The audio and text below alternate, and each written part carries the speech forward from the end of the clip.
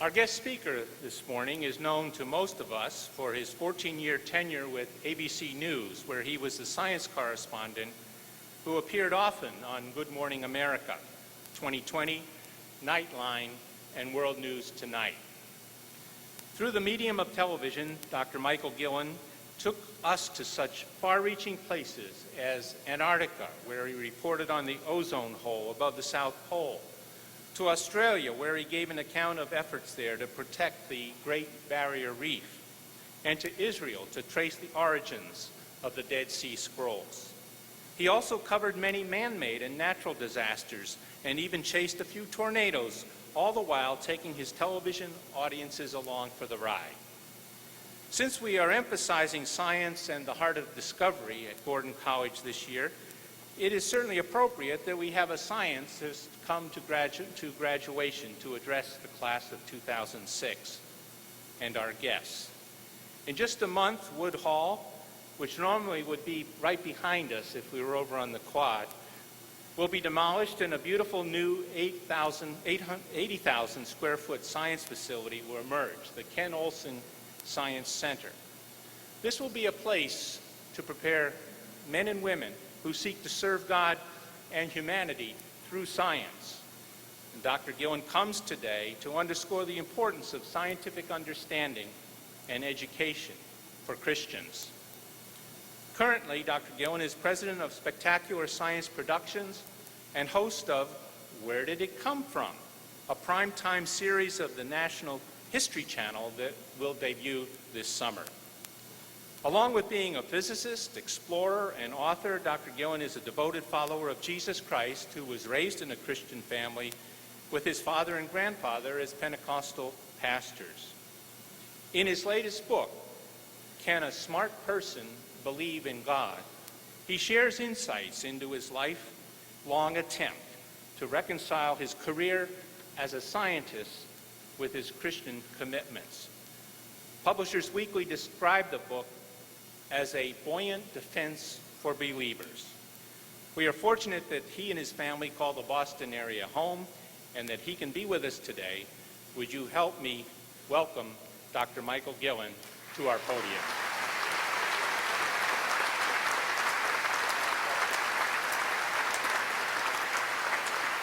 Thank you.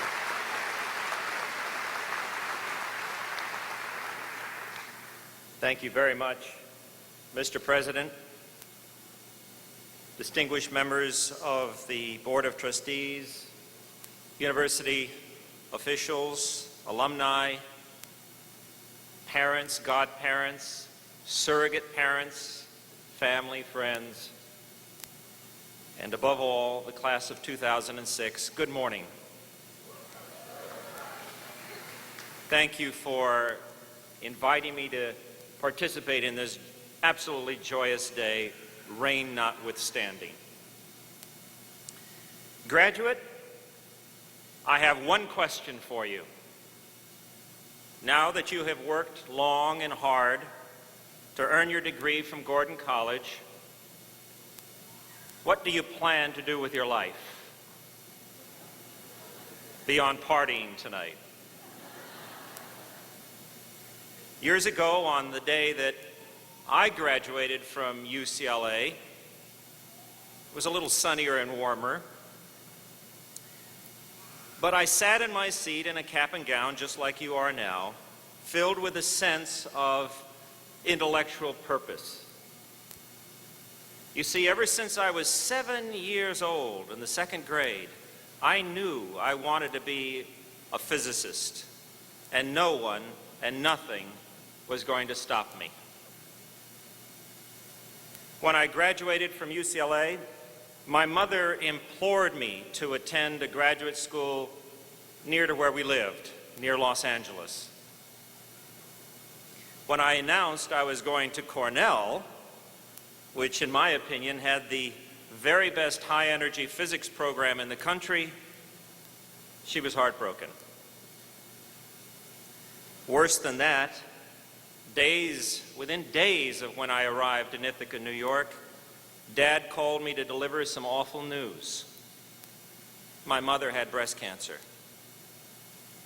She'd known it for some time now, my father explained, but kept it to herself because she didn't want to spoil my career plans. Several years afterwards, when Mom died, I buried myself in my schoolwork as never before. If the subject of God ever came up amongst my academic colleagues, it was usually to belittle him, and that was just fine with me. Like many academics, you see, I clung to the belief that what makes humans unique, what makes us truly outstanding, is our intelligence, our IQ. After all, the term Homo sapiens means wise man. But in recent years, surprise, scientists have discovered that apes, dolphins, certain kinds of birds, lots of animals have intelligence. In fact, I remember doing a segment on Good Morning America once about a scientist who had developed an IQ test for dogs. In other words, IQ is not what makes us unique. What does? What does? Well, here's a clue. Think about Bambi. He doesn't pray, doesn't bury his dead, doesn't walk around the forest wondering if he's going to heaven or hell. Those are all things only we do. That's what makes us unique. Our spirituality. It's what I call our SQ, or spiritual quotient. And it's a very different beast from IQ. IQ says, seeing is believing. SQ says, believing is seeing. IQ enables us to prove truths we find hard to believe. SQ enables us to believe truths we find hard to prove. In short, IQ proves, SQ convicts. But for all their differences, the two are powerful allies. In fact, in my case, it was my IQ that awakened my SQ. That's right, it was my scientific studies that brought me to my knees. Like a parting curtain, my scientific studies in physics, math, and astronomy revealed a stunning universe, one whose beauty is more than skin deep, one whose orderliness simply beggars the imagination. Given all that, I had no choice but to reach this conclusion as a graduate student. Amazing as it sounds, our universe appears to be the handiwork not of random forces, but of some stupendous organizing principle, some rational-minded creative force, not wholly conceivable with human IQ alone. For the first time in my life, I was seeing reality with both of my God-given eyes wide open, with both my IQ and my SQ. Subtly, in other words, I had depth perception. And because of it, from that moment onward, my life was never to be the same again. When I graduated from Cornell, I headed off to Boston. Even though I didn't have a job lined up, I didn't even have a place to stay. But deep in my heart, I felt that's where I belonged. And miraculously, within months, God began revealing that His plans for me were far grander than my own puny plans simply to become a physicist. It started with my getting a call out of the blue from a producer at WCVB, Channel 5. The station was planning to produce a half-hour science show, I was told, and wanted to know if I'd be interested in hosting it. I had absolutely no experience in television. Was I interested?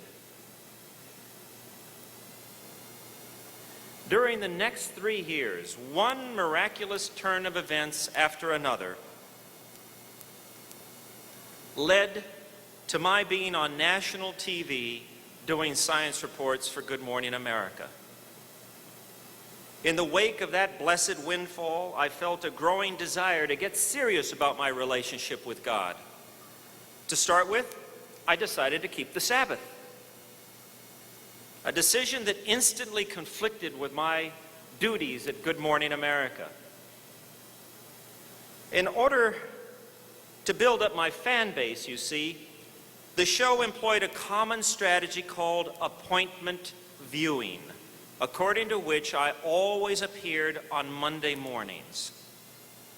This way, viewers knew exactly when they could catch my science reports.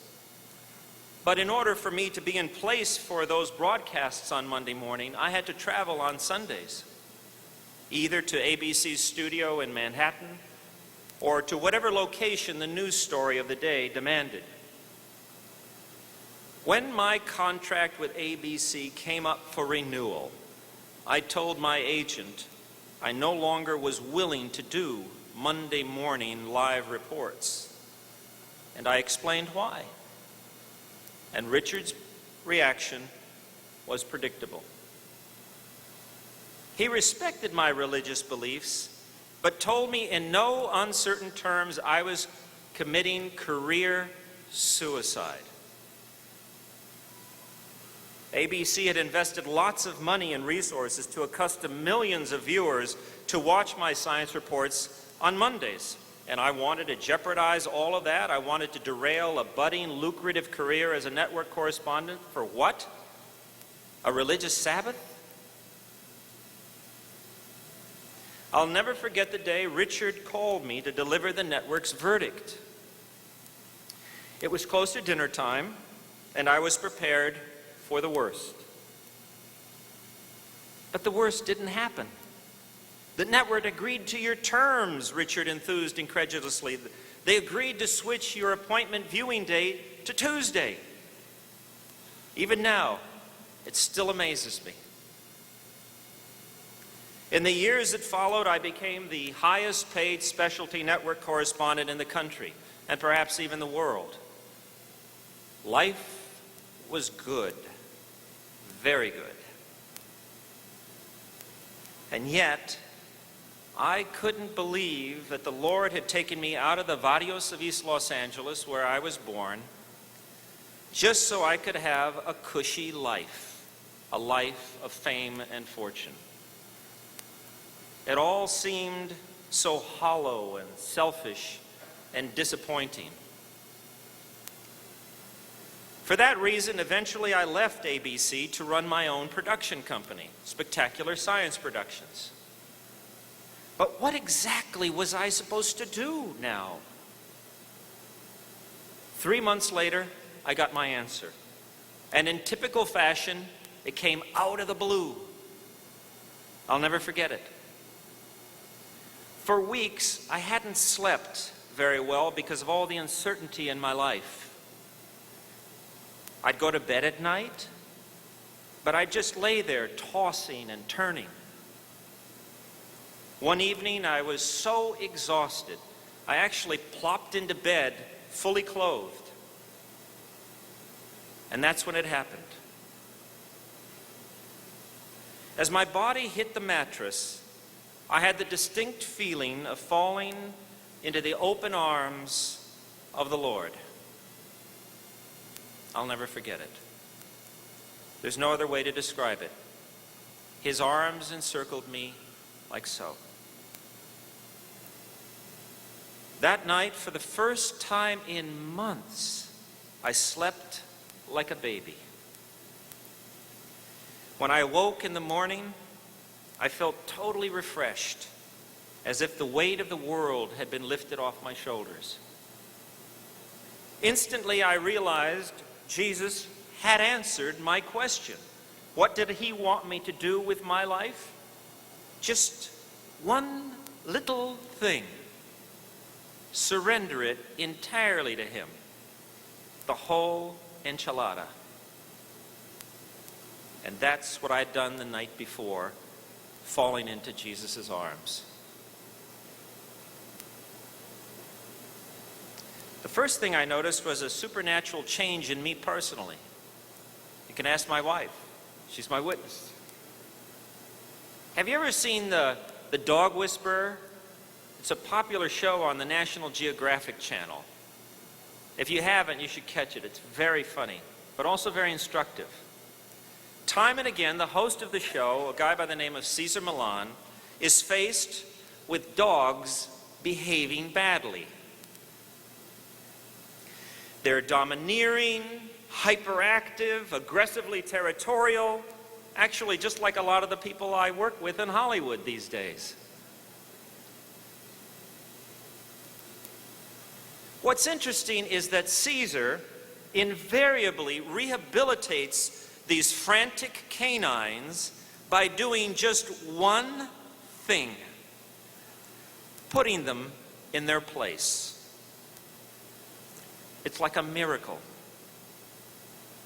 Once the harried poochies are made to realize they're not the ones in charge, their owners are, they suddenly calm way down and become contented little four-legged angels. The transformations are absolutely something to behold. I'm telling you this because for most of my life, I'd become like one of Cesar Millan's worst nightmares. The only difference is I ran around on two legs, not four, thinking I was in charge, thinking I knew what I wanted to do and how I wanted to do it. But on the day of my surrender, I suddenly stopped, just like that. I lost the urge to control everything and everyone in my life. For the first time in my life, it really came home to me. I mean, really came home to me. I'm not the boss. My owner and creator is. And with that single realization, I suddenly calmed way down and discovered a contentment I'd never known was possible. A contentment that Philippians 4:6 refers to as the peace of God which transcends all understanding. It was the beginning of the most exciting adventure of my life, my adventure with Jesus Christ. More exciting than anything I'd ever done before, and that includes traveling to the North Pole and the South Pole and to the bottom of the Atlantic Ocean to see the Titanic, as close as I am to you. More exciting than that. To give you a feel for what I'm talking about, here's a brief rundown of just 3 projects the Lord has recently brought into my life. And please understand, I had nothing to do with making any of them happen. Like everything else I've ever received from God, they've all come out of the blue. Number 1, an exciting new podcasting site aimed at well-educated young Christians, just like yourselves, and located at wiredparish.com, is scheduled to launch on June 1st. The producers of the site have approached me to host a regular program we're tentatively calling The Michael Gillen Show, where IQ meets SQ. You like that title? Second, God introduced me to an extraordinary businessman for the purpose of creating an exciting new movie company. We're calling it the Ethos Entertainment Group because, in keeping with the definition of the word ethos, we intend to produce feature-length films that have a godly spirit. Third, happened shortly after my surrender, when my TV agent called to say that the History Channel wanted me to host an exciting new primetime series called, as you just heard, Where Did It Come From? You have to understand that during my entire television career, I dreamed about hosting my own television show. But now, I was just confused. Why, Lord, I wondered? Why have you sent this series to me now? I can't see how it fits into my newfound desire to serve you. A few weeks later, I received my answer when I met with the show's executive producers. After thanking them, the Lord gave me the courage to look them in the eye and tell them point blank that I had reached a point in my life where God was my first priority, people were my second, and career was my third priority. If that was a problem for them, I explained politely, then I was sorry, but I wouldn't be able to accept their generous offer. Neither of them raised any objections, so everyone moved forward as planned. And indeed, I'm happy to report that after a year of filming in England and Germany, Italy, Greece, Egypt, Mexico, Guatemala, mainland China, and all over the United States, my series is scheduled to air later this year. The best part of this great adventure with Jesus is that it's available to us all. If only we believe, then trust and obey. It's an adventure summarized in one brief but potent verse of Scripture, Matthew 6:33. Seek first his kingdom and his righteousness, and all these things will be given to you as well. If you think about it for a moment, it's the ultimate expression of Christianity's inverted logic. Human logic, our IQ, tells us that if we want to have a super successful career, that's pretty much on your minds right now, if you want to have a super successful career, we need to make it our very top priority, even if it means sacrificing family life, personal friendships, and working long hours. Yes, including Sundays. What could be more obvious than that? Right? And yet, Matthew 6:33 appeals to our SQ and tells us to do just the opposite of that. If we want to have a super successful career, the Bible instructs, then we actually need to give our career last priority. It's the hardest thing for our IQ to understand, especially for smart, talented, ambitious people like you and me. So how about it? When you leave here with your diploma, will you go after your career plans at the expense of everything and everyone in your life, including God? Or will you surrender your career from the get-go? Choose to begin the greatest career and the greatest adventure of your life right here and now. The decision is yours. For most of my years, I made the mistake of living from the bottom up, working slavishly to achieve my own goals, trying desperately to squeeze God into my busy work schedule. But now all of that has changed. I'm here to tell you this morning, I'm living from the top down now. Thoroughly enjoying a career and a life based on His priorities, not my own. So what do you plan to do with your life?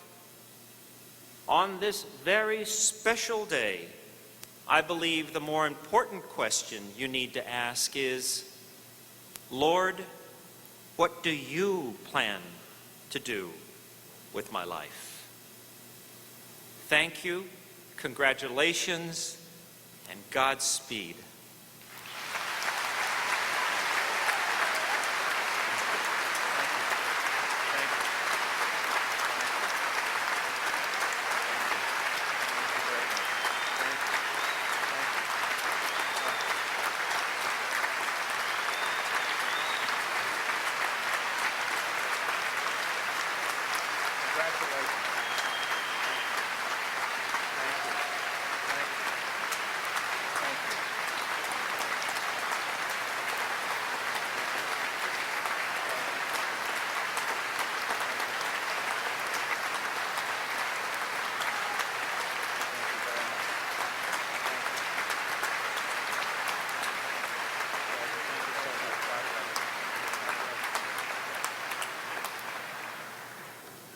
Thank you, Dr. Gillen, for that wonderful challenge and sharing of your personal experience in walking with Jesus Christ. And now we move to that